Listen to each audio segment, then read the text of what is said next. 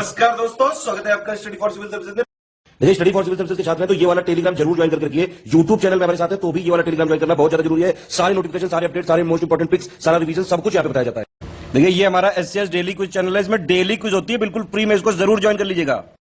ये हमारा इंस्टाग्राम का पेज है, इसको जरूर फॉलो कर लीजिएगा। Study for civil dot services करके अगर आप इंस्टाग्राम में सर्च करेंगे तो आपको मिल जाएगा। वीडियो के डिस्क्रिप्शन में इसकी लिंक दी हुई। इसमें आप स्टोरी सेक्शन जरूर देखते रहा करिए, प्लस इसमें हाईलाइट्स आते रहते हैं और प्लस पोस्ट आती रहती है, इनको जरूर फॉलो करते रहिए।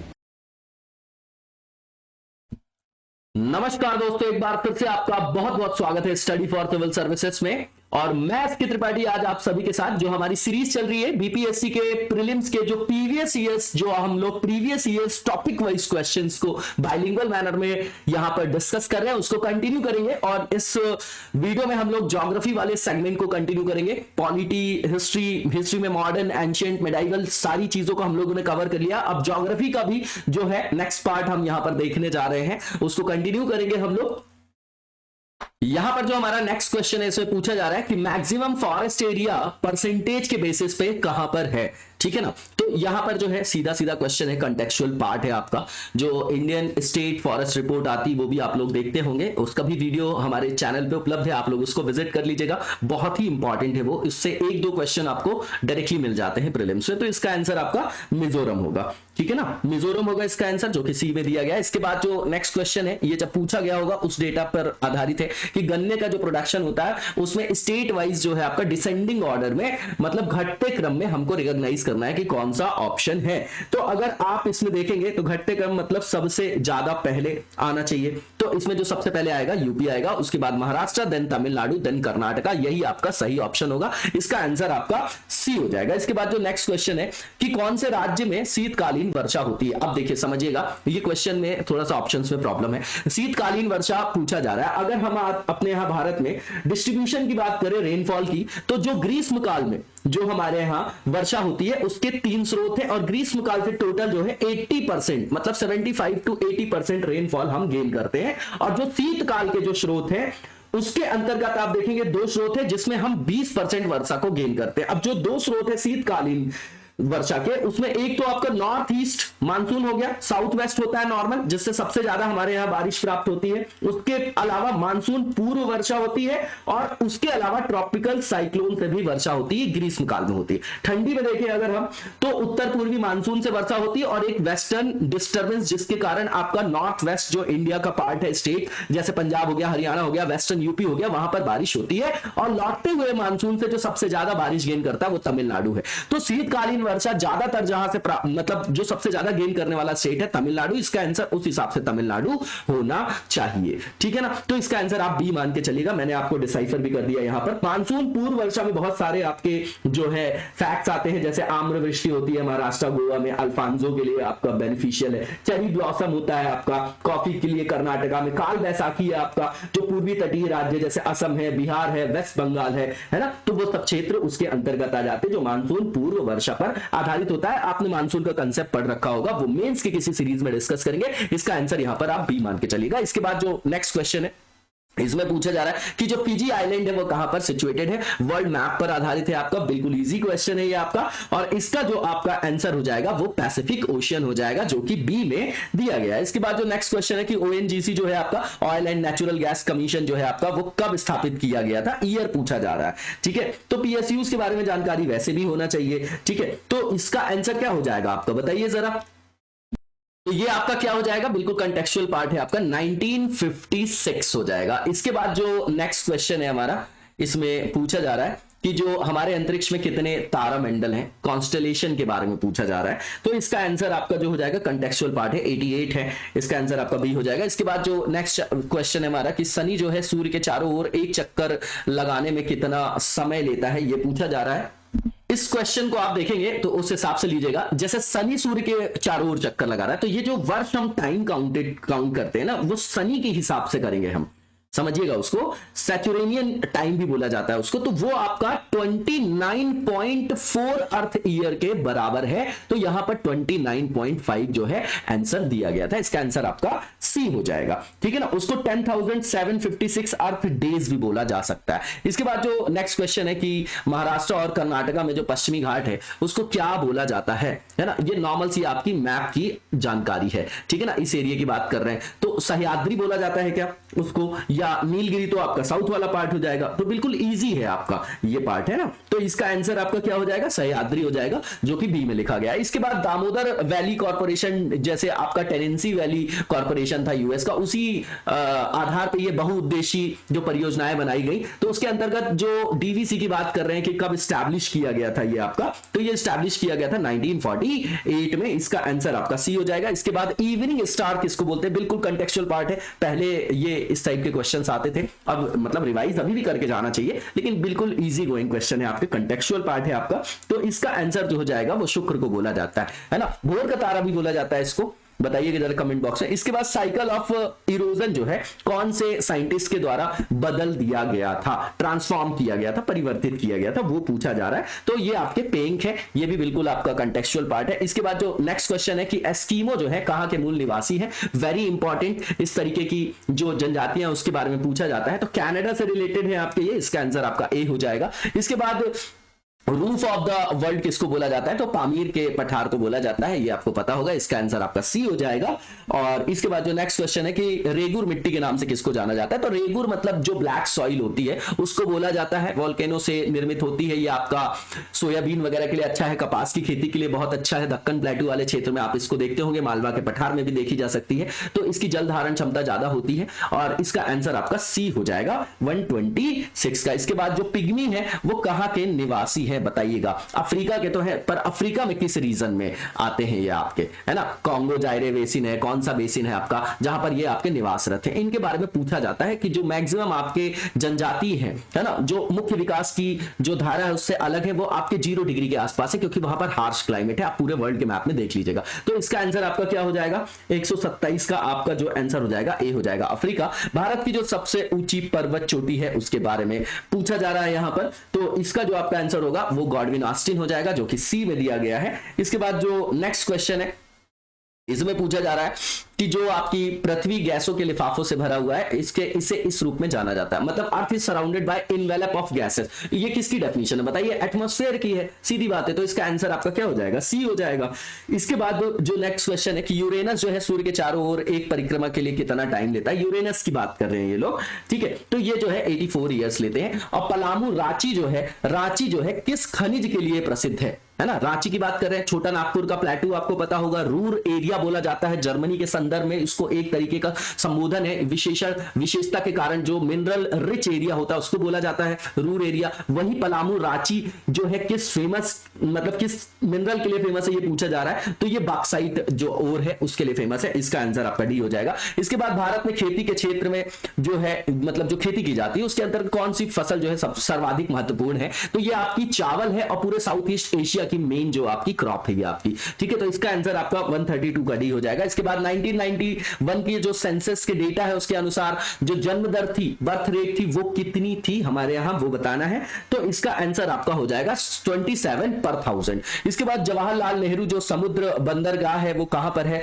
तो आप लोगों को पता होगा कि मुंबई में है ये आपका, बिल्कुल वही इसका आंसर होना चाहिए। इसका आंसर आपका बी हो जाएगा। इंपॉर्टेंट है ये क्वेश्चन, पोर्ट्स वगैरह के बारे में हमको देख के जाना चाहिए, कंटेक्चुअल पार्ट है, ये आता ही है प्रीलिम्स। इसके बाद जो नेक्स्ट क्वेश्चन है कि किसका उल्लेख यहां किया गया है कि जो झारखंड राज्य में सम्मिलित नहीं है, मतलब कौन से ऑप्शंस में ऐसे जो जगह का नाम दिया गया है जो आपका झारखंड स्टेट के अंतर्गत नहीं आती। तो गोड्डा, रांची और बोकारो, रांची बोकारो तो आना चाहिए, गोड्डा यूपी में आना चाहिए क्या, बताइए आप जरा। तो बिल्कुल ठीक है, इसका आंसर आपका क्या हो जाएगा, बताइए जरा। गोड्डा भी आपका कहां आएगा, झारखंड में। इसका आंसर क्या है, सम्मिलित नहीं पूछा गया है, सम्मिलित नहीं है।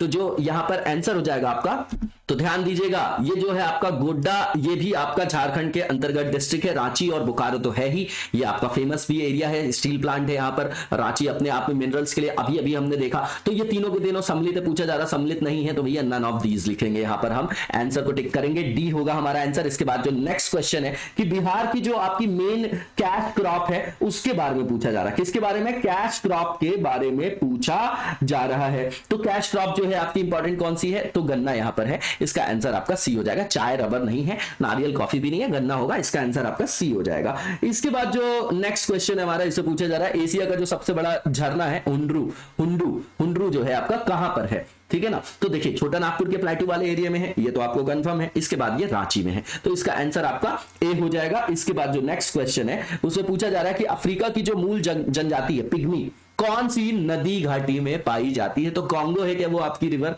बताना है आप लोगों को कि आपका जाम्बेजी रिवर है, कौन सी है वो आपकी? तो पिग्मी जो है किस नदी घाटी में पाई जाती है? तो इसका आंसर जो हो जाएगा आपका, तो इसका आंसर क्या हो जाएगा आपका? ये कॉन्गो रिवर बेसिन है आपका, उसके रेन फॉरेस्ट वाले एरिया में ये पाई जाती है। इसका आंसर आपका बी हो जाएगा। इसके बाद जो नेक्स्ट क्वेश्चन है कि विश्व का ऐसा कौन सा देश है जो मुलायम लकड़ी और लुगदी का सबसे बड़ा उत्पादक और निर्यातक भी है? ये भी पूछा जा रहा है। तो इसका जो आपका आंसर हो जाएगा वो कनाडा हो जाएगा, जो कि डी में दिया गया है। इसके बाद नेक्स्ट क्वेश्चन देखेंगे हम लोग, और जो नेक्स्ट क्वेश्चन है इसमें पूछा जा रहा है कि कौन सी क्रॉप है जो बेस्ट है किसके लिए? ड्राई लैंड के लिए सबसे उपयुक्त फसल है, शुष्क भूमि के लिए, वो बताना है हमको। ठीक है ना। तो गन्ना, जूट के लिए बहुत सारा पानी चाहिए, गेहूं और मूंगफली यहां पर दिया गया है। अब यहां पर अगर आप देखेंगे तो उपलब्ध विकल्पों के हिसाब से मूंगफली इसका आंसर हो जाएगा, जो कि डी में दिया गया है। इसके बाद जो नेक्स्ट क्वेश्चन है पूछा जा रहा है कि किस प्रकार के पहाड़ों में दुनिया की सबसे ऊंची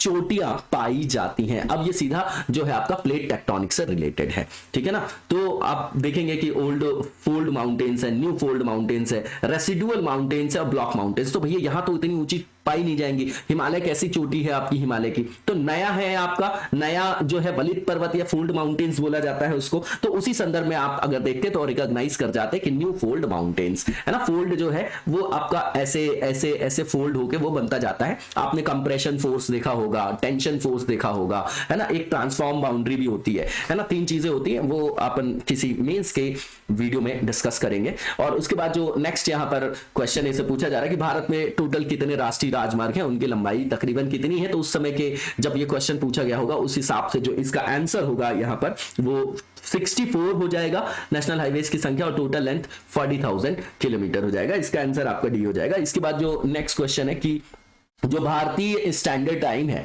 IST और जो ग्रीनविच GMT उसमें अंतर कितना पाया जाता है? तो आप कभी भी देखेंगे तो GMT प्लस 530 लिखा रहता है, इसीलिए बोलते हैं 15-75 और आधे का मतलब हो गया 7.5, तो 82.5 डिग्री जो है हमारी वो IST है। तो कितना हो जाएगा? प्लस हम आगे हैं वहां से 5.5 घंटे, तो इसका आंसर कितना हो जाएगा? बी हो जाएगा। इसके बाद जो नेक्स्ट क्वेश्चन है कि भारत का कितना जो है टोटल जो क्षेत्र है आपका वन क्षेत्र के अंतर्गत आता है परसेंटेज बेसिस में, टोटल जो हमारा ज्योग्राफिकल एरिया है उसके रिस्पेक्ट में। तो इसका आंसर क्या हो जाएगा आपका? ये आपका 20.7 हो जाएगा। इसका आंसर आपका ए हो जाएगा। ठीक है ना। ये पुराने डेटा से भी संदर्भित हो जाता है, नई रिपोर्ट से आप लोग डेटा जो है वो वहां से रिवाइज कर जाइएगा। वो भी जो न्यू रिपोर्ट है वो हमारे चैनल पे उपलब्ध है, मैंने कई बार आपको बोला भी है उसको देखने के लिए। इसके बाद जो भाखड़ा नांगल बांध है वो किस नदी पर बनाया गया है? तो सीधी बात है, ये बिल्कुल सिंपल सा क्वेश्चन है। इंडस तो आएगा नहीं, चेनाब आएगा नहीं, सतलुज और रावी बचा, बताइए अब किस में होना चाहिए आपका ये?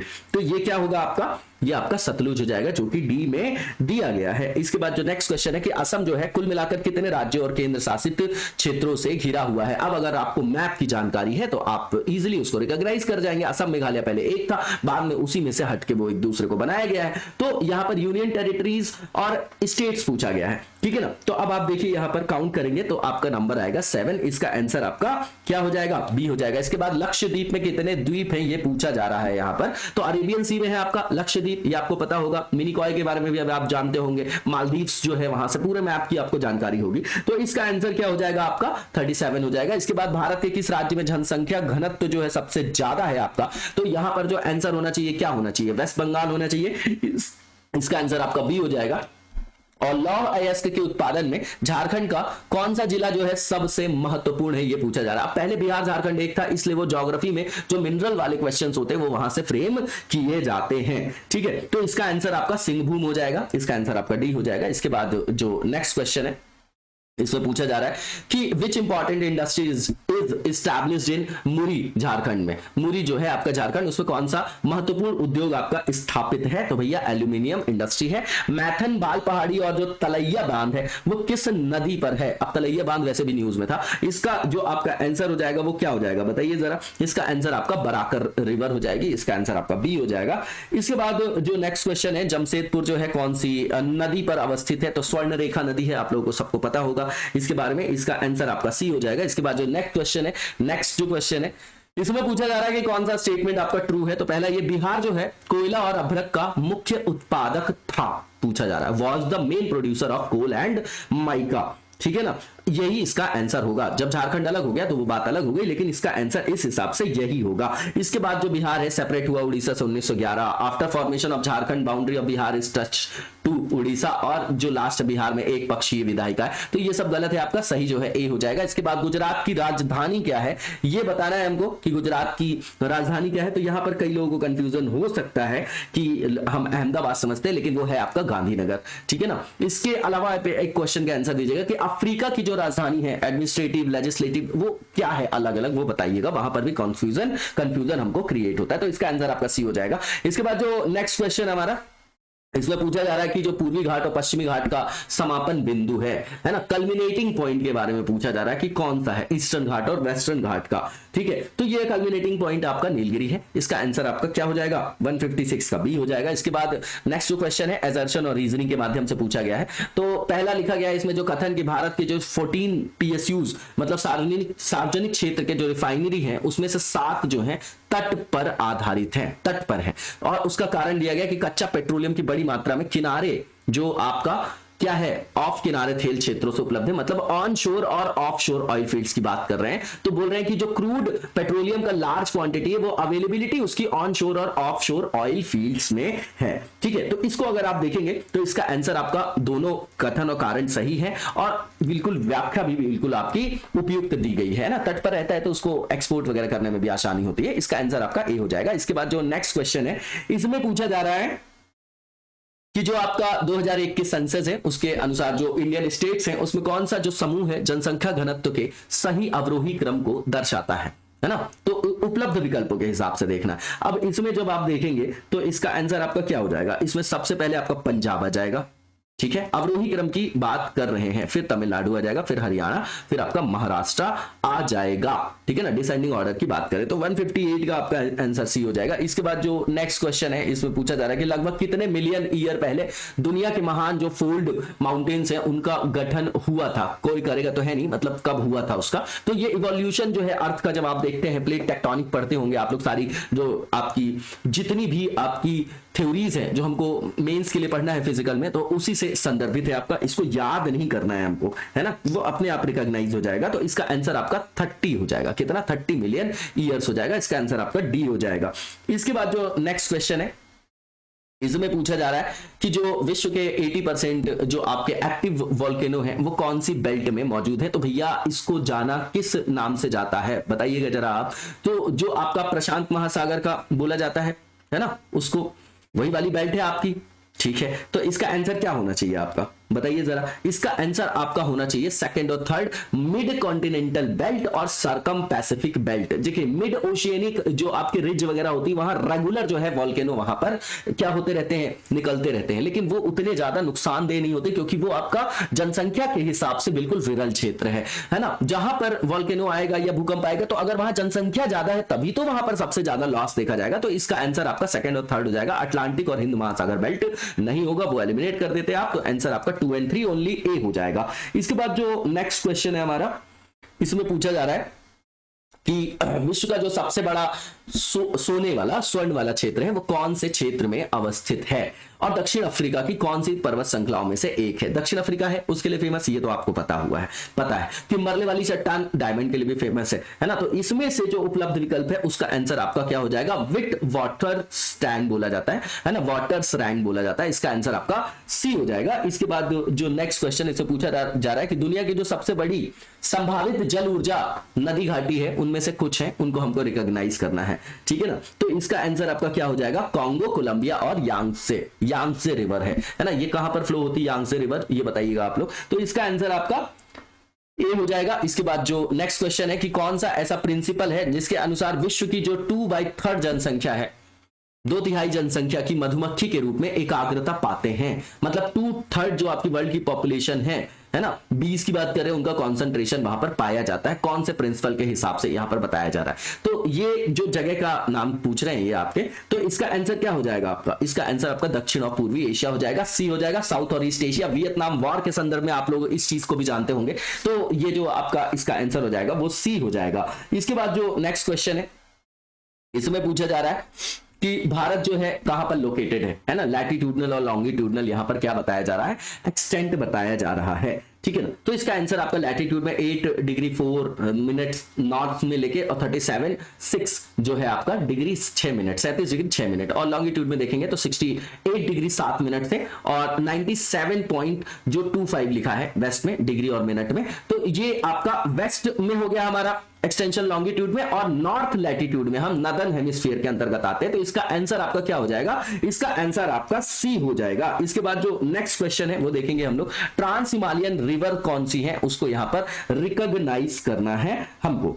तो जो अगर ट्रांस हिमालय का मतलब क्या हो गया कि जब हिमालय का निर्माण हो रहा था तो उसके निर्माण होने से पहले जिन पर्वत श्रृंखलाओं का निर्माण हुआ उसको हम बोलते हैं ट्रांस हिमालय। तो वहां पर कौन सी नदियां आपकी फ्लो हो रही हैं। अब आपको इंडस, झेलम, चेनाब, रावी, ब्यास, सतलज के बारे में अगर पता है तो आप निकाल लेंगे इजीली। तो इसका आंसर क्या हो जाएगा आपका, इसका आंसर हो जाएगा आपका ब्रह्मपुत्र, सतलज और सिंधु, इसका आंसर आपका बी हो जाएगा।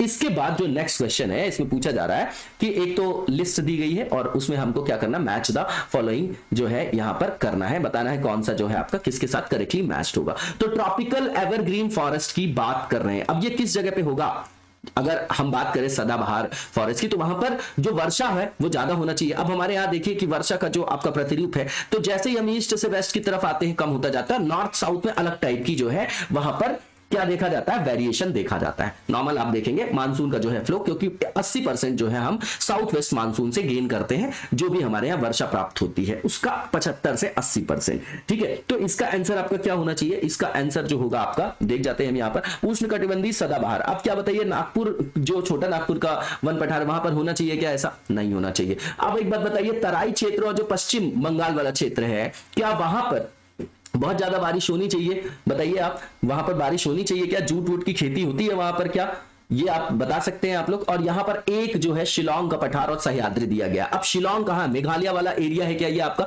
तो मेघालय में मासिन राम भी है क्या आपका, तो वहां पर सबसे ज्यादा बारिश होती है क्या, तो जो आपका सदाबहार वृक्ष होंगे वो वहां पाए जाएंगे। और सह्याद्री वो एरिया है जहां पर आपका क्या होता है, लीवर्ड और जो आपका आप ये देखते हैं ना कि वृष्टि छाया प्रदेश और एक आपका तटवर्ती पवन जो आती है, तो वृष्टि छाया प्रदेश आप देखेंगे तो इस तरफ में दिखाई देगा, तो इस तरफ जो है बहुत बारिश होती, तो सह्याद्री वाला एरिया है। तो एक आपका क्या हो जाएगा, सेकंड हो जाएगा, इसी से आंसर मिल जाता आपको जो कि सी में दिया गया है। इसके बाद आप देखेंगे दूसरा जो मानसून फॉरेस्ट की बात करेंगे तो छोटा नागपुर का पठार वाला एरिया हो जाएगा और शिवालिक वाला एरिया हो जाएगा, ठीक है। तीसरा जो है जो टेम्परेचर लिखा गया है, टेम्परेट फॉरेस्ट है ये आपका। तो टेम्परेट जो है आपका शीतोष्ण वन की बात कर रहे हैं तो किस जगह पे होना चाहिए, नीलगिरी तमिलनाडु वाला एरिया है क्या, ये आपका होना चाहिए क्या, बिल्कुल यही होगा आपका। जो इसका हो जाएगा आपका वो क्या हो जाएगा, 4th नंबर में जो पूर्वी और पश्चिमी हिमालय नीलगिरी लिखा गया है।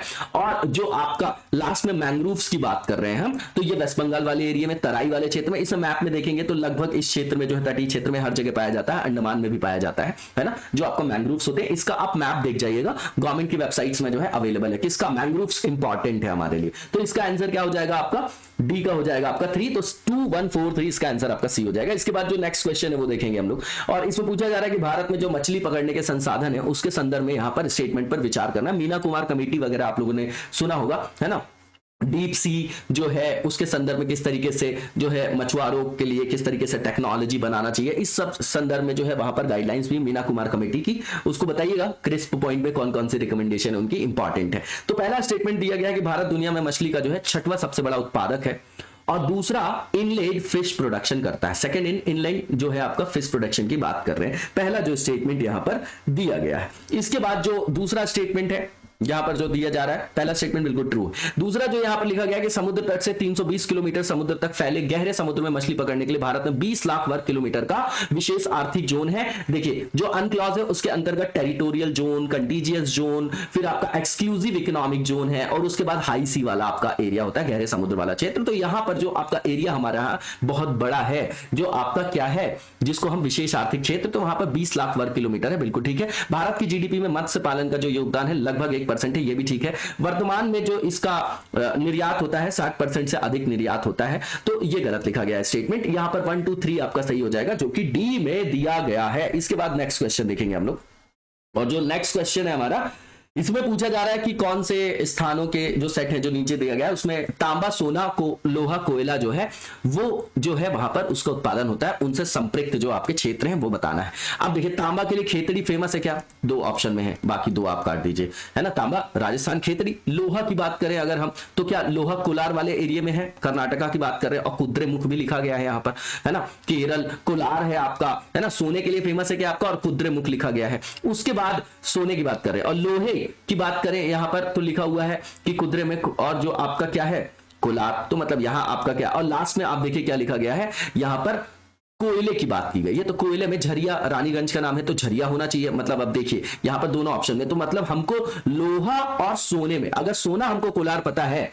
तो हम वैसे भी रिकॉग्नाइज कर ले जाते है ना। तो इसका आंसर क्या होना चाहिए आपका, कोलार से आपको अब जो है रिकॉग्नाइज हो गया होगा, तो इसका आंसर आपका क्या होना चाहिए बताइए। 168 का जो आपका आंसर होना चाहिए ए होना चाहिए। खेतड़ी है, कोलार है, कुद्रेमुख जो है आपका जो रिलेटेड है लोहा से, बाबू बुदान की पहाड़ियां, झरिया रानीगंज जो है कोयला से, तो आंसर आपका ए हो जाएगा। इसके बाद जो नेक्स्ट क्वेश्चन है कि कौन सा ऐसा स्टेट है, किस राज्य की विदेशी जो सीमा जो है, मतलब जो किस राज्य की सीमा है वो विदेशी किसी भी देश के साथ जो है वो नहीं लगती है, ये पूछा जा रहा है यहां पर, ठीक है। तो अगर आप यहां पर देखेंगे तो हरियाणा की सीमा किसी से नहीं लगती, पंजाब की लगती है, राजस्थान की लगती है, बिहार की लगती है ना, लेकिन आपकी जो है हरियाणा की सीमा किसी से नहीं लगती। इसका आंसर आपका क्या हो जाएगा, डी हो जाएगा। विदेशी राज्य की बात कर रहे हैं ना, विदेशी देश की, इसलिए आंसर डी है। इसके बाद जो नेक्स्ट क्वेश्चन है कि शक्ति स्थल किससे संबंधित है ना, शक्ति स्थल, ये समाधि स्थल से संदर्भित क्वेश्चन भी आते रहते हैं, है ना, शांति स्थल, शक्ति स्थल, इस तरीके के जो क्वेश्चन है वो भी आते हैं, बिल्कुल कंटेक्चुअल पार्ट है आपका। इसका आंसर आपका श्रीमती इंदिरा गांधी हो जाएगा। इसके बाद भारत की जनसंख्या 100 करोड़ का आंकड़ा कब छुआ था, ये बताना है हमको। 100 करोड़ कब हमने जो है टच कर लिया था पॉपुलेशन में, ये बात कर रहे हैं। तो इसका आंसर आपका क्या हो जाएगा, मई 2000 हो जाएगा, ठीक है ना। इसका आंसर आपका ए हो जाएगा। इसके बाद जो नेक्स्ट क्वेश्चन है हमारा, इसमें पूछा जा रहा है कि 2001 की जनगणना के अनुसार लिंगानुपात क्या था हमारे यहाँ, लिंगानुपात की। तो लिंगानुपात पूछा जा रहा है, सेक्स रेशियो पूछा जा रहा है, 2001 के सेंसस के हिसाब से पूछा जा रहा है। तो इसका आंसर 927 पर 1000 मेल हो जाएगा। अब यहाँ पर पूछा जा रहा है कि कोर इंडस्ट्रीज में क्या क्या है ना, ये हमको पता होना चाहिए कि कितनी इंडस्ट्रीज है, ये रेगुलर यूपीएससी भी पूछता है, तो ये आप देख लीजिएगा। बिजली भी आएगा, कोयला भी आएगा, पेट्रोलियम भी आएगा इसमें। तो ऑल ऑफ द अबव होना चाहिए क्या इसमें, बताइए। बिल्कुल, इसका आंसर आपका all of the above D हो जाएगा। इसके बाद जो नेक्स्ट क्वेश्चन है कि जो एक रिज है 64,000 किलोमीटर लॉन्ग एंड 2,000 किलोमीटर जो है आपका, और से लेके और 2400 किलोमीटर तक वो आपकी उसकी चौड़ाई है, runs down the middle of the north and south Atlantic ocean basin into the Indian ocean basin that passes between Australia and Antarctica to the south Pacific ocean basin. ये रिज कौन सी है, इसके बारे में हमको बताना है, ठीक है ना। तो बिल्कुल ये आपका कॉन्सेप्ट बेस्ड क्वेश्चन है। इसका आंसर आपका मिड ओशियनिक रेंज हो जाएगा, जहां से रेगुलर वॉल्केनो होता रहता है, और वहीं से जो है आपकी बताई जाती है। जब 1928 में आर्थर होम्स देते हैं ओशियन करंट का, जो आपका क्या देते हैं वहां पर कि नीचे से एक जो है फोर्स काम करता है, ठीक है ना, और वही फोर्स जो है उनको जो प्लेट्स को दूर की ओर ले जाता है, मार्जिन में जाती है, वो डिस्ट्रक्ट होकर फिर वापस आ जाती है। इस तरीके से जो है वहां पर रेगुलर ये प्रक्रिया चलती रहती है। तो ये मिड ओशियनिक रेंज से रिलेटेड है, इसका आंसर आपका डी हो जाएगा। इसके बाद जो नेक्स्ट क्वेश्चन है, इसमें पूछा जा रहा है कि जो आपका कन्वेक्शनल करंट की थ्योरी दिया था आर्थर होम्स ने, है ना, जो 1928 की मैं बात कर रहा हूं, वो आप लोगों को पता होगा। इसके बाद जो नेक्स्ट क्वेश्चन है कि 2001 की जो सेंसस है उनके अनुसार सर्वाधिक शहरी आबादी वाला राज्य कौन सा है आपका, तो इसका जो आपका आंसर हो जाएगा महाराष्ट्र है, बी हो जाएगा। इजराइल की जो सीमाएं हैं, कॉमन बॉर्डर से, वो किस किस के साथ है, हमेशा न्यूज में रहता है ये आपका कॉन्फ्लिक्ट की वजह से, पैलेस्टाइन फिलिस्तीनी संघर्ष के कारण, इसलिए ये जो है रेगुलर क्वेश्चन पूछा जाता है, यूपीएससी भी फ्रेम करता है। मेडिटेरेनियन सी के आसपास जो एरिया है वो पूरा देख के जाना है हमको प्रीलिम्स के लिए, मैप वाइज डेली देखा करिए, उसको रटने की जरूरत नहीं है, रच बस जाएगा, रेगुलर जो है 10-15 मिनट दे दिया करिए पूरे दिन में बस। इसका आंसर आपका क्या हो जाएगा बताइए। इसका जो अगर आप आंसर देखेंगे यहां पर तो लेबनान, सीरिया, जॉर्डन और मिस्र हो जाएगा, ठीक है ना, जिसमें वो अपनी जो सीमा है उसको शेयर करता है। इसका आंसर आपका ए हो जाएगा। इसके बाद जो नेक्स्ट क्वेश्चन है इसे पूछा जा रहा है कि जो यहां पर लिखा गया which one of the following statements about the economy of selected countries is not correct. पहला ये कि यूएसए जो है दुनिया के मक्का के उत्पादन का 50% से अधिक का हिस्सा कंट्रीब्यूट करता है, लेकिन दुनिया के निर्यात का केवल 3% अंश को वो शेयर करता है। पहला जो स्टेटमेंट लिखा गया है, ठीक है ना, तो ये तो सही है, इनकरेक्ट पूछा जा रहा है। दूसरा, ये कोई भी देश ऑस्ट्रेलिया से अधिक ऊन का उत्पादन और निर्यात नहीं करता, ये भी ठीक है आपका। दूसरा, ये विश्व में डेयरी उत्पादों के जो डेयरी प्रोडक्शन के अंतर्गत जो आपके उत्पादक देश है उसमें भारत का भी स्थान है, ये भी ठीक है। लास्ट में ये कि दुनिया की 4% भेड़ आबादी के साथ न्यूजीलैंड में 2/3 उत्परिवर्तन और दुनिया के ऊन निर्यात का 1/6 हिस्सा है। लास्ट स्टेटमेंट आपका इनकरेक्ट है, इसका आंसर आपका डी हो जाएगा। इसके बाद हम नेक्स्ट क्वेश्चन देखेंगे। ये सब क्वेश्चन ना जो है ये याद करने वाले नहीं होते, आप देख के जाइए, और अगर वहां पर हो तो ठीक है, नहीं हो तो ज्यादा टेंशन नहीं लेना है कि। और वैसे भी जो है ये सब कॉमन जो है, जब हम मिनरल्स के बारे में या प्रोडक्शन के बारे में देखते हैं तो इन सब चीजों को जो है हम देखते हैं, याद नहीं करते हैं। इसके बाद जो नेक्स्ट क्वेश्चन है इसमें मैच द फॉलोइंग करना है हमको और बताना है, करेक्ट वन को पिक करना है यहाँ। तो रेल मार्ग के बारे में है, तो पहला यूरोपीय ट्रांस कॉन्टिनेंटल रेल मार्ग की बात कर रहे हैं ये लोग। तो अगर आप इसको देखेंगे तो ये आपका पेरिस टू वार्सा हो जाएगा आपका, है ना, पेरिस टू वार्सा, तो एक आपका 4 हो जाएगा। और ऐसे क्वेश्चंस में ना एक ही ऑप्शन से हम क्वेश्चन को रिकॉग्नाइज कर सकते हैं, ऐसे ही ऑप्शन बनाए जाते हैं, वैसे भी आंसर मिल जाता है आपको बी। उसके बाद जो दूसरा लिखा गया ट्रांस, जो आपका इंडियन जो इंडियन लिखा गया है, ट्रांस इंडियन रेलवे जो है वो किससे संदर्भित है, तो ब्यूनस आयर्स से वॉलपरेजो तक है, ये आपका बी का आपका 3rd हो जाएगा। इसके बाद जो आपका ट्रांस साइबेरियन है तो ये आपका लेनिनग्राड से व्लादिवोस्टॉक है, और ओरिएंट की बात करें एक्सप्रेस की तो पेरिस से इस्तांबुल है आपका, तो आंसर आपका बी हो जाएगा 4, 3, 2, 1। इसके बाद जो नेक्स्ट क्वेश्चन है इसमें पूछा जा रहा है कि कौन सा जो स्टेट है वहां पर लोअर लिटरेसी रेट है, मतलब सबसे कम साक्षरता दर है 2001 की जो आंकड़े हैं सेंसस के उसके अनुसार, ठीक है। तो इसका आंसर आपका क्या हो जाएगा, इसका जो आपका आंसर हो जाएगा वो उड़ीसा हो जाएगा, जो उपलब्ध विकल्प है उसके हिसाब से, ठीक है ना। इसका आंसर आपका सी हो जाएगा। इसके बाद जो नेक्स्ट क्वेश्चन है उसमें पूछा जा रहा है कि भारत में जो लैंड रिफॉर्म था, भूमि सुधार के गठन के बारे में कौन से स्टेटमेंट है उनमें विचार करना है, बताना है। तो पहला लिखा गया कि जो संरचनात्मक रूप से स्ट्रक्चरली बोल रहे हैं, मेघालय जो पठार है दक्कन पठार का एक विस्तारित हिस्सा है ना, बिल्कुल ठीक बात है। ये आप याद रखिएगा कि ये यही का जो है एक्सटेंशन है, इसमें हमको बिल्कुल कंफ्यूजन नहीं रखना है ना, जब फिजिकल पढ़ते हैं तो वहां पर देखते हैं। पहला स्टेटमेंट सही है। दूसरा, कश्मीर की घाटी का निर्माण एक जो है आपका ये सिंक्लिनोरिन बोला जाता है ना, शंखनाद के रूप में हुआ, बिल्कुल ठीक है। दूसरा, गंगा के मैदान का निर्माण एक जो है ये जो गैंगेटिक प्लेन है वो आपका 4 डीप में निर्मित हुआ है, ये भी आपका स्टेटमेंट जो है वो आपका क्या है, ठीक है। लास्ट वन जो है Himalayas originated as a result of triangular convergence of the Chinese plate, तो ये आपका गलत है, ये स्टेटमेंट गलत है आपका, लास्ट स्टेटमेंट, और ऊपर के तीनों स्टेटमेंट ट्रू है आपका, इसका आंसर आपका ए हो जाएगा। इसके बाद जो यूरेशियन प्लेट है ना, वहां पर आप लोगों को पता होगा इंडियन प्लेट यूरेशियन प्लेट से टकराती है, वो सब हिमालय की उत्पत्ति के संदर्भ में आप लोगों ने देख रखा होगा मेंस के हिसाब से। इसके बाद जो नेक्स्ट क्वेश्चन है इसे पूछा जा रहा है कि some iron and steel plants have been planned along the western coast of India, what is the major reason for this locational shift of this countries. तो फूट लूज इंडस्ट्री है पहली चीज, जो स्टील प्लांट्स वगैरह iron plants अगर आप देखते हैं आप लोगों को पता होगा इसके बारे में। तो इसका जो आपका आंसर हो जाएगा वो क्या होना चाहिए, आप खुद ही सोचिए।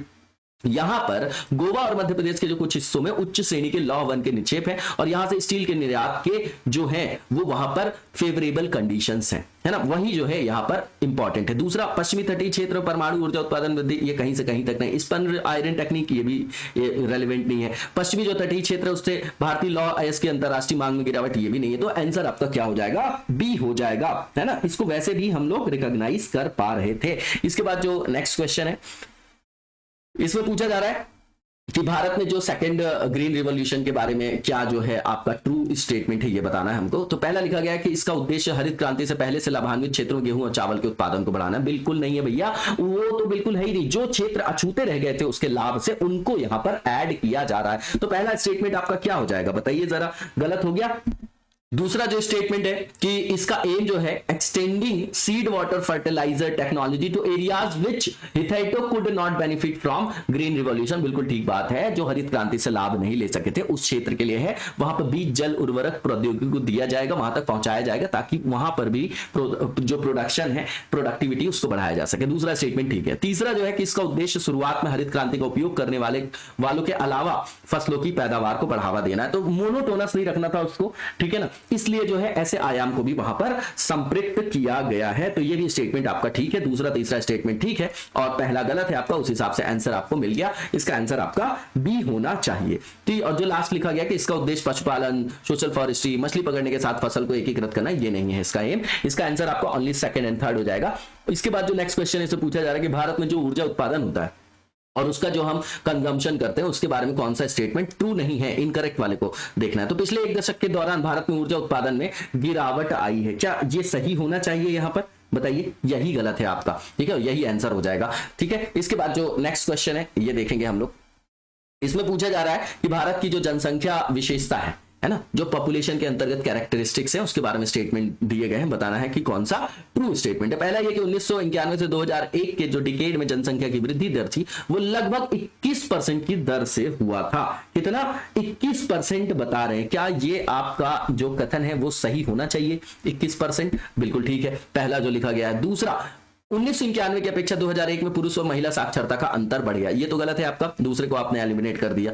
तीसरा जो है कि वर्ष 2001 की जनगणना के अनुसार देश में 35 ऐसे बड़े नगर थे जिनमें टोटल जो नगरीय जनसंख्या की लगभग 48% जनसंख्या निवास करती है, ये भी गलत है। 1991 की जनगणना के जो अनुत्पादित जो उपभोक्ता थी उनकी संख्या में कमी का संकेत दिया गया है, बिल्कुल ठीक है। 1 और जो 4th नंबर का स्टेटमेंट है वो आपका ट्रू हो जाएगा। इसका आंसर आपका जो है वो सी हो जाएगा। क्या हो जाएगा? आपका आंसर सी हो जाएगा। इसके बाद जो नेक्स्ट क्वेश्चन है कि भारत में कॉफी का जो अधिकतम उत्पादन कहां होता है, तो कर्नाटक में होता है। अरेबिका रोबस्टा जो है सबसे अच्छी ब्रीड है, वो भी वहां पर पाई जाती है, तो इसका आंसर आपका बी हो जाएगा।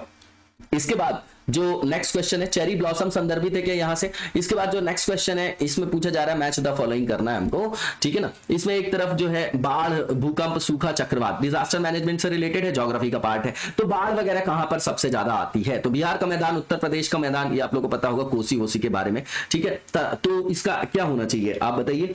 इसमें अगर आप देखेंगे तो ए का हो जाएगा आपका थर्ड, ठीक है ना, 2 ऑप्शन में है, इसको देख लेते हैं। उसके बाद भूकंप कहां पे आएगा? तो हिमालयन एरिया है आपका जो सबसे ज्यादा प्रभावित है ना, क्योंकि वहां पर जो है हलचल है, अभी भी एक्टिव है वहां पर प्लेट का मूवमेंट्स, इसलिए वहां पर फ्लड्स जो आपका भूकंप वगैरह मतलब अर्थक्वेक वगैरह आता है, सबसे प्रोन एरिया है आपका। तो बी का क्या होना चाहिए? 1, अब दोनों में है। सी, ड्रॉट्स की बात करें, सूखा की, तो पश्चिमी क्षेत्र होना चाहिए क्या वो आपका, बताइए। और मध्य पूर्वी भारत की बात कर रहे हैं यहां पर 2 ऑप्शन, और झारखंड और उत्तरी उड़ीसा की बात यहां पर की जा रही है, ठीक है ना।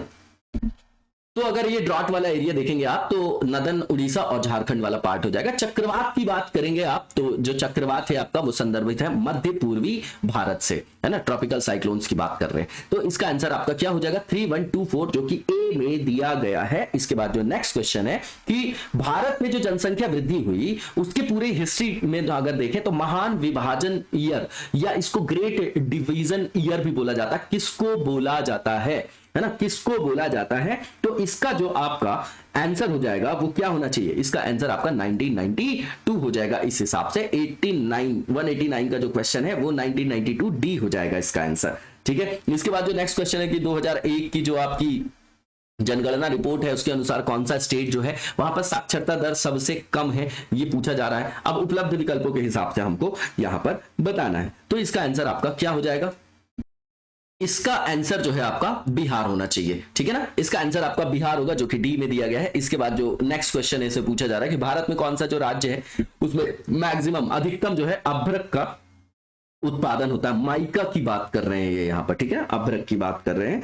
तो इसका आंसर आपका या जो उपलब्ध विकल्प है उसके हिसाब से एमपी हो जाएगा। उसके बाद जो नेक्स्ट क्वेश्चन है, मैच द फॉलोइंग करना है। यहाँ पर जो सबसे हॉटेस्ट, कोल्डेस्ट, वेटेस्ट और ड्राइएस्ट एरिया की बात कर रहे हैं, ठीक है ना। तो अगर आप देखेंगे वेटेस्ट मतलब सबसे ज्यादा अत्यधिक वर्षा, तो ये आपका चेरापूंजी हो जाएगा उस समय के हिसाब से। अभी माशिन राम है तो सी का आप देखिए कि कहां पर 2 दिया गया, 3 ऑप्शन में दिया गया, ठीक है ना। सबसे अधिक गर्म की बात कर रहे हैं तो देखिए गर्म कौन सा, आपका सहारा वाला एरिया होना चाहिए क्या, बताइए जरा, सहारा वाला एरिया होना चाहिए क्या यहाँ पर, बिल्कुल होना चाहिए। तो इसका क्या हो जाएगा, 4 हो जाएगा, है ना। ए का आपका 4 हो गया, है ना, ए का आपका 4 हो गया और आपका ये 2 हो गया, किसका, सी का। तो दोनों 2 ऑप्शन में है, 2 तो एलिमिनेट कर दिया आपने। अत्यधिक ठंडे क्षेत्र की बात करें तो अंटार्कटिका दिया है, चिली दिया है। तो बताइए क्या होना चाहिए, अत्यधिक जो आपका ठंडा एरिया है वो कौन सा होना चाहिए, आपका अंटार्कटिका होना चाहिए यहाँ पर। तो इसका क्या हो जाएगा, कोल्डेस्ट में आपका आ जाएगा अंटार्कटिका आ जाएगा, ठीक है। तो इसमें क्या हो गया आपका ऑप्शन के हिसाब से आपका क्या हो जाएगा बताइए, ये आपका 3rd हो जाएगा। और इसके बाद जो लास्ट वन लिखा गया है कि जो यहाँ पर अत्यधिक सूखा क्षेत्र जो है तो वो चिली वाला एरिया है आपका, ठीक है ना। ये पैटागोनिया और अटाकामा, ये जो डेजर्ट है इसके बारे में आप लोगों ने सुना होगा। तो इसका आंसर क्या हो जाएगा, 4, 3, 2, 1, जो कि बी में दिया गया है। इसके बाद जो नेक्स्ट क्वेश्चन है कि जो सदर्न हेमिस्फीयर, दक्षिणी गोलार्ध में सबसे बड़ा दिन कौन सा होता है। अब देखिए, अभी अगर हम ग्लोब में बात करें, अभी आज जो है 21-22 दिसंबर का जो डेट आपका चल रहा है, तो अभी क्या है कि जो सन की जो मूवमेंट है, हमारे यहाँ ठंड क्यों है, क्योंकि जो अभी आपका सूरज है वो मकर रेखा पर होगा 21-22 दिसंबर को, ठीक है ना। और कर्क रेखा पर जो है सीधा कब चमकता है, तो 21 जून को चमकता है। तो जब वहां होगा तो वहां सबसे बड़ा दिन होगा। तो आप देख लीजिए 22 दिसंबर, इसीलिए क्रिसमस देखिए वहां सबसे बड़े दिन के रूप में उसको मनाया जाता है। तो इसका आंसर आपका क्या होना चाहिए, 193 का बी होना चाहिए, वेरी इजी। इसके बाद जो नेक्स्ट क्वेश्चन है कि ग्रेट बैरियर रीफ कहां पर अवस्थित है, तो भैया ऑस्ट्रेलिया में अवस्थित है। इसका आंसर आपका सी हो जाएगा। सदर्न जो आपका दक्षिण गंगोत्री है वो एक तरीके का क्या है, हमारा आरएनडी के लिए एक आपका स्टेशन है ना। तो ये आपका कहां पर लोकेटेड है ये बताना है हमको, दक्षिण गंगोत्री के बारे में इंपॉर्टेंट है आपका ये क्वेश्चन। तो ये अंटार्कटिका में है, इसका आंसर आपका डी हो जाएगा। इसके बाद जो नेक्स्ट क्वेश्चन है हमारा, इसमें पूछा जा रहा है कि यूरोप की कौन सी एक पर्वत श्रृंखला है। तो आल्प्स जो है वो वहां की है, एंडीज नहीं है, रॉकी नहीं है, हिमालय नहीं है, आल्प्स पर्वत है वहां पर। और इसका आंसर आपका ए हो जाएगा, ठीक है। इसके बाद जो नेक्स्ट क्वेश्चन है कि दक्षिण अमेरिका की जो साउथ अमेरिका है उसकी सबसे बड़ी नदी कौन सी है। तो अमेजोन का नाम सुना है आपने, है ना। लॉन्गेस्ट रिवर की बात है ये आपकी, है ना, लॉन्गेस्ट की बात कर रहे हैं, ठीक है। तो इसका आंसर आपका क्या हो जाएगा, अमेजोन हो जाएगा। इसका आंसर आपका बी हो जाएगा। इसके बाद जो नेक्स्ट क्वेश्चन है कि भारत में जो सकल घरेलू उत्पाद है ना, उसमें जो प्राइमरी सेक्टर है मतलब कृषि और जो उसका अलाइड सेक्टर है उसकी हिस्सेदारी कितनी है ये बताना है हमको, ठीक है ना। तो ये उस हिसाब से उस समय के हिसाब से पूछ रहा होगा। अभी लगभग 15% है ना, ये डेटा हमको अपडेट करना है। प्रीवियस ईयर्स में जो पूछते हैं तो जैसे इस टाइप के क्वेश्चन अभी भी कि प्राइमरी सेक्टर का कितना है, सेकेंडरी का कितना, टर्सरी का, ये हमको वैसे भी डेटा पता होना चाहिए। इसी से हम कंक्लूजन पे आते हैं, ये हमारे लिए तर्क देता है मेंस में आंसर राइटिंग के लिए, ठीक है। तो इसका आंसर आपका क्या हो जाएगा, 22% तब रहा होगा। इसका आंसर आपका ए आज की डेट में 15% के करीब है। इसके बाद जो नेक्स्ट क्वेश्चन है कि 91 से 2001 के बीच में भारत की साक्षरता दर में वृद्धि कितनी हुई थी ये बताना है हमको, ठीक है। तो ये जो है आपकी वृद्धि हुई थी 12.6%, बी हो जाएगा इसका आंसर। और अभी हमको 11 का जो है सेंसस देख के जाना है ना, और 21 का अभी आने वाला है, कोविड के कारण थोड़ा लेट हो रहा है, आ जाएगा वो भी। तो क्षेत्रफल के क्रम में भारत के 3 सबसे बड़े राज्य कौन कौन से हैं ये यहां पर बताना है हमको, क्षेत्रफल के आधार पर पूछ रहा है, ठीक है। तो इसका आंसर आपका क्या हो जाएगा, सबसे पहले राजस्थान, देन एमपी और देन आपका महाराष्ट्र। इसका आंसर आपका ए हो जाएगा। इसके बाद जो नेक्स्ट क्वेश्चन है हमारा, इसमें पूछा जा रहा है कि कोयले का कितना % जो प्रतिशत है, भारत को कितनी रिक्वायरमेंट है वहां पर कमर्शियल एनर्जी के रूप में, मतलब कोल जो है अकाउंट कितना करता है कमर्शियल एनर्जी रिक्वायरमेंट की इंडिया की। तो आज भी थर्मल पावर प्लांट्स बहुत ज्यादा है। अब हम स्विच कर रहे हैं, आईएनडीसी हमको लागू करना है, हरित ऊर्जा को हमको अपनाना है, तो धीरे धीरे जो हम दूसरे सोर्सेस पे स्विच कर रहे हैं, लेकिन अभी भी बहुत सारी डिपेंडेंसी हमारी कोल पे है। तो इसका आंसर अभी भी 70% है। तो उस हिसाब से कितना आंसर होना चाहिए था इसका, बताइए जरा। ये जो है आपका उस समय 67% है। इसका आंसर आपका सी हो जाएगा। इसके बाद जो नेक्स्ट क्वेश्चन है कि भारत के सड़क यातायात का 40% कौन वहन करता है, नेशनल हाईवे है कि स्टेट हाईवे है कि डिस्ट्रिक्ट हाईवे है कि रूरल हाईवे है, ये हमको बताना है। तो ये नेशनल हाईवे है आपके। भारत की जो 47.78% सिंचाई क्षमता बनी हुई है वो किसके माध्यम से बनी हुई है, तो इसका जो आंसर होना चाहिए माइनर और मेजर प्रोजेक्ट्स हैं आपके इरिगेशन से रिलेटेड, आंसर बी हो जाएगा। इसके बाद भारत में मुख्य रूप से अधिकतम वर्षा तो मैंने बताया कि 75 से 80% जो है हमारे यहाँ साउथ वेस्ट मानसून से होता है। बाकी जो शीतकाल में वर्षा होती है उसमें जो है 20% हम रेनफॉल गेन करते हैं। तो साउथ वेस्ट मानसून, इसका आंसर आपका सी हो जाएगा। मैंने पहले ही बताया आपको distribution of rainfall in India.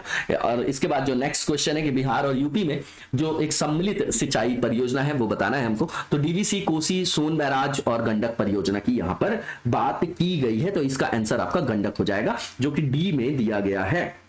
इसके बाद जो नेक्स्ट क्वेश्चन है इसमें पूछा जा रहा है, इसमें यह भी बताइएगा आप लोग कि इसमें नेपाल भी सम्मिलित है क्या, कोई हाइड्रो इलेक्ट्रिक प्रोजेक्ट वगैरह है क्या इस पे गंडक प्रोजेक्ट से रिलेटेड, ये बताइएगा परियोजना से। इसका आंसर आपका डी हो जाएगा। इसके बाद जो नेक्स्ट क्वेश्चन है, टकला मकान जो डेजर्ट है वो कौन सी कंट्री में अवस्थित है ना, तो चाइना से रिलेटेड है, आप लोगों को पता है ये। इसका आंसर आपका क्या हो जाएगा, डी हो जाएगा। इसके बाद जो इंडियन ओशियन है और जो रेड सी है ना, हिंद महासागर और लाल सागर, इसको कौन सी संधि जोड़ती है, बहुत इंपॉर्टेंट है ये आपका। यहां से बहुत सारा पेट्रोलियम वगैरह भी जो है आपका चैनलाइज किया जाता है, मोबिलाइज किया जाता है एक जगह से दूसरी जगह, है ना, आयात निर्यात की बात है ये आपकी, और बहुत इंपॉर्टेंट है आपकी स्टेट। इसका जो आपका आंसर हो जाएगा वो बाबल मंडेब हो जाएगा। इसका आंसर आपका ए हो जाएगा। हॉर्मुज कहां पे है ये भी बताइएगा आप लोग कमेंट बॉक्स में। सारी इंपॉर्टेंट जो है स्टेट्स के नाम यहां पर दिए गए हैं। तो इसका आंसर आपका क्या हो जाएगा, ए हो जाएगा, बाबल मंडेब बोला जाता है। 90 ईस्ट रिज जो है कहां पर अवस्थित है, 90 ईस्ट रिज की बात कर रहे हैं, कहां पर ये आपका सिचुएटेड है ये पूछा जा रहा है।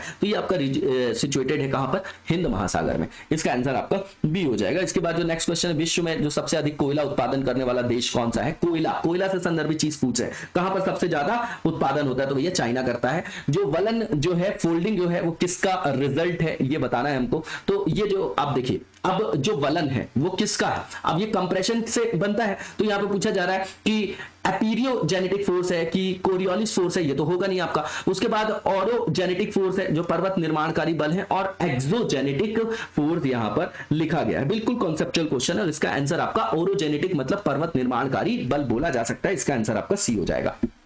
इसके बाद जो नेक्स्ट क्वेश्चन है हमारा, इसमें पूछा जा रहा है कि अमृतसर और जो शिमला जो है लगभग एक ही लैटिट्यूड पे है, लेकिन वहां पर क्लाइमेटिक डिफरेंस है ना, क्लाइमेट डिफरेंस है। तो सिर्फ जो लैटिट्यूड से नहीं, वहां पर और भी जलवायु दशाएं जो है वहां के जलवायु में अंतर का कारण बनती हैं। तो उनकी ऊंचाई में अंतर, समुद्र से उनकी दूरी की बात कर रहे हैं, फिर शिमला में बर्फबारी, अमृतसर में प्रदूषण, ये तो हो नहीं सकता। अब डिस्टेंस फ्रॉम सी ये हो सकता है क्या, और डिफरेंस इन देयर एल्टीट्यूड ये हो सकता है क्या। अब इन दोनों में हमको कंफ्यूजन, तो इनकी जो लैटिट्यूड्स मत के आधार पे तो जो डिफरेंस है वो आपका एक ही अक्षांश में, तो ऐसा लगता है कि एक अक्षांश में तो एक ही तरीके का जलवायु, लेकिन नहीं, वहां पर ऊंचाई में अंतर होगा तो वहां पर एयर के मूवमेंट में होगा, एयर के प्रेशर में होगा डिफरेंस, उससे वहां के रेनफॉल में होगा, और रेनफॉल से वहां की बायोडायवर्सिटी और वहां के फॉरेस्टेशन में फर्क पड़ेगा। तो the difference in their altitude, ये इसका आंसर हो जाएगा जो कि ए में दिया गया है। इसके बाद जो नेक्स्ट क्वेश्चन है कि झारखंड में कोयला की खदानें कहां पर है ना, ये बताना है हमको। तो झरिया जो है, रानीगंज का नाम आप लोगों ने सुना होगा, इसका आंसर आपका क्या हो जाएगा,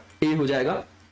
इसके बाद जो नेक्स्ट क्वेश्चन है कि महासागरीय लवणता का जो प्रमुख स्रोत है वो क्या है ना, तो रिवर्स है, लैंड है, विंड है और ज्वालामुखी की राख यहां पर लिखा गया है। तो ये नदियां वगैरह हैं जो लवणता का प्रमुख स्रोत है ना। तो ये देखिए, अब नदियों के कारण अगर वहां पर अगर लवणता वाली, अगर स्वच्छ जल की आपूर्ति हो रही है तो लवणता में कमी होगी, और अगर स्वच्छ जल की आपूर्ति नहीं हो रही तो वहां पर लवणता में क्या हो जाएगी, वृद्धि। इसमें बहुत सारे कारक होते हैं, एक तो वो चारों तरफ से घिरा हुआ हो, है ना, वहां पर जो है सन रेज जो है ज्यादा आ रही हो, ये जो है महासागरीय लवणता का जो वितरण है ना, ये मेंस का डोमेन है आपका। इसका आंसर आपका ए हो जाएगा। इसके बाद जो नेक्स्ट क्वेश्चन है कि टिस्को जो है हमारे यहाँ का पहला टाटा के द्वारा जो है इस तरीके का संयंत्र स्थापित किया गया था आपका, ठीक है ना, 20वीं जो शताब्दी उसके पहले ही डिकेड में, बिल्कुल स्टार्टिंग फेज में। तो ये जो है किसके नजदीक है, तो टाटा नगर जो है वो फेमस भी है उसी के कारण, जमशेदपुर है। इसका आंसर आपका क्या हो जाएगा, इसका जो आपका आंसर हो जाएगा वो डी हो जाएगा। इसके बाद नेक्स्ट क्वेश्चन देखेंगे, इसका आंसर आपका डी हो जाएगा। नेक्स्ट जो क्वेश्चन इससे पूछा जा रहा है, भारत में कौन सा जो राज्य गन्ने के सबसे बड़े उत्पादक राज्य के रूप में विद्यमान है। तो यहां पर आप देखेंगे कि उत्तर प्रदेश का नाम तो आएगा ही आएगा, आएगा क्या यहां पर नाम उसका, बिल्कुल आएगा, और वहां पर बिहार भी है। इसका आंसर आपका ए हो जाएगा, है ना। अभी नकदी फसल के संदर्भ में हमने देखा भी था बिहार का एक क्वेश्चन अभी। इसके बाद जो नेक्स्ट क्वेश्चन है कि कौन सा जो राज्य है उसमें सबसे अधिक जो है एसटी के लोग जो है वहां पर बिलोंग करते हैं, रहते हैं, है ना, उसके बारे में पूछा जा रहा है। तो एसटीज की बहुत सारी जो ज्यादातर जो पॉपुलेशन अब देखते हैं आप, तो एमपी में दिखाई देता है, और यहाँ पर जो उपलब्ध विकल्प के हिसाब से यहाँ पर यूपी आ जाएगा। इसका आंसर आपका सी हो जाएगा यहां पर। इसके बाद जो नेक्स्ट क्वेश्चन है कि महाद्वीप अलग कैसे हुए, ड्रिफ्ट कैसे हुए। Continental drift theory Alfred Wegener 1915, वहीं से जो है स्टार्ट होती है सारी जो आप जो आज की डेट में जो डेवलपमेंट देख रहे हैं, मेनली जो एक्सेप्टेड आपकी जो थ्योरीज है उसमें से वो बहुत इंपॉर्टेंट है। तो पहला लिखा है कि वॉल्केनिक इरप्शन के कारण, दूसरा tectonic activities, folding and faulting of rocks, तो सारी घटनाएं इसमें सम्मिलित है और यही सब जो है आगे चल के एम्बेडेड होकर प्लेट टेक्टोनिक के रूप में आ जाएगी, है ना। इसमें डेवलपमेंट है। 1915 में कॉन्टिनेंटल ड्रिफ्ट थ्योरी है। फिर 1928 में आर्थर होम्स आएंगे तो बताएंगे भैया कि फोर्स जो आप नहीं बता पाए कि किस तरीके से महाद्वीप एक दूसरे से अलग हुए हैं, है ना। तो अलग हुए हैं, जिक्सॉ फिट वगैरह जो आप लोगों ने पढ़ा होगा, तो किसके कारण हुए, तो जो आपकी संवहनी तरंगे होती हैं, है ना, जिसको आप बोलते हैं ना कन्वेक्शनल करंट। उसके बाद 1940 में जब पनडुब्बी वगैरह का यूज होगा तो पता चलेगा कि अच्छा, या तो समतल पे इतने सारे उच्चावुच थे, रिलीफ थे, उससे भी ज्यादा भिन्नता हमारे यहाँ सागरों में है ना। फिर उसके बाद जो है आगे चल के 67 में फिर प्लेट टेक्टोनिक आ जाएगा, सबको ऐड करके वहां पर उसको ला दिया जाएगा जो सबसे ज्यादा एक्सेप्टेबल है पूरे वर्ल्ड में ज्योग्राफी में। तो इसका आंसर आपका क्या होना चाहिए, इसका आंसर आपका ऑल ऑफ द अबव होना चाहिए क्या, नहीं। याद रखिएगा कि पार्ट किससे हुए हैं, तो टेक्टोनिक एक्टिविटीज से, टेक्टोनिक से। बाकी वो उसकी ये क्रिया पूछ रहे, बाकी सब वो उसके अंतर्गत आने वाले। तो मोस्ट जो एक्सेप्टेड इसमें जो सबसे ज्यादा उचित विकल्प होगा वो बी हो जाएगा। ड्रिफ्ट विस्थापित किससे हुआ, तो टेक्टोनिक एक्टिविटीज से, जिसमें प्लेट टेक्टोनिक में 3 मूवमेंट पढ़ते हैं आप लोग कि अगर दोनों प्लेट एक दूसरे की तरफ आ रही हो कोलाइड करने के लिए तो उसको क्या बोलेंगे, वो सप्रेशन हो जाएगा, एक तरीके से दबाव लग रहा है वैसा फोर्स। दूसरा, अगर दोनों एक दूसरे से दूर जा रहे हो, है ना, तो क्या होगी, प्लेट्स की बात कर रहा हूं मैं, तो यहां पर क्या होगा, टेंशन फोर्स लगेगा। उसके अलावा जब दो प्लेट्स ऐसी मूवमेंट कर रही है और कोई कोलाइड उनमें नहीं हो रहा तो ट्रांसफॉर्म बाउंड्री बोलते हैं। तो टेक्टोनिक एक्टिविटीज के कारण वो एक दूसरे से अलग हुए, इसका आंसर आपका बी हो जाएगा। इसके बाद जो नेक्स्ट क्वेश्चन है कि अरब सागर, जो अरेबियन सी है हमारा, उसमें पानी का जो औसतन खारापन है, सैलिनिटी है एवरेज, वो पूछी जा रही है कि कितनी है ना। तो ये जो है आपका 35 पीपीटी है, पार्ट्स पर मिलियन बोला जाता है उसको। इसके बाद जो नेक्स्ट क्वेश्चन है कि निम्नलिखित में कौन सा शहर जो गंगा नदी के तट पर अवस्थित नहीं है, लोकेटेड नहीं है, उसके बारे में हमको बताना है। तो फतेहपुर है, भागलपुर है, कानपुर है, उत्तरकाशी नहीं है, इसका आंसर आपका सी हो जाएगा। इसके बाद जो नेक्स्ट क्वेश्चन है कि कायरो जो है, कायरो, उसका जो समय है ग्रीनविच से 2 घंटे आगे है। ग्रीनविच से 2 घंटे आगे, 2 घंटे मतलब क्या, 15 दूनी 30 मिनट, क्योंकि ये कहां पर अवस्थित है, अब बताइए, 2 घंटे है ना, तो ये आगे है। तो पहली बात, हम ईस्ट में है तो ये भी ईस्ट में होना चाहिए, क्यों, क्योंकि हम 5.5 घंटे आगे वैसे लगा सकते थे आप। तो 15 दूनी 30, तो 30 डिग्री, है ना, ईस्ट लॉन्गिट्यूड होना चाहिए ना इसका आंसर। इसका आंसर आपका बी हो जाएगा, ठीक है। इसके बाद जो नेक्स्ट हमारा फेज होगा वो इकोनॉमी से रिलेटेड होगा, उसको नेक्स्ट वीडियो में कंटिन्यू करेंगे। तब तक लगातार जबरदस्त तरीके से पढ़ते रहिए। आज के वीडियो को यहीं पर विराम देंगे, नेक्स्ट वीडियो में कंटिन्यू करेंगे। Thank you so much, best of luck.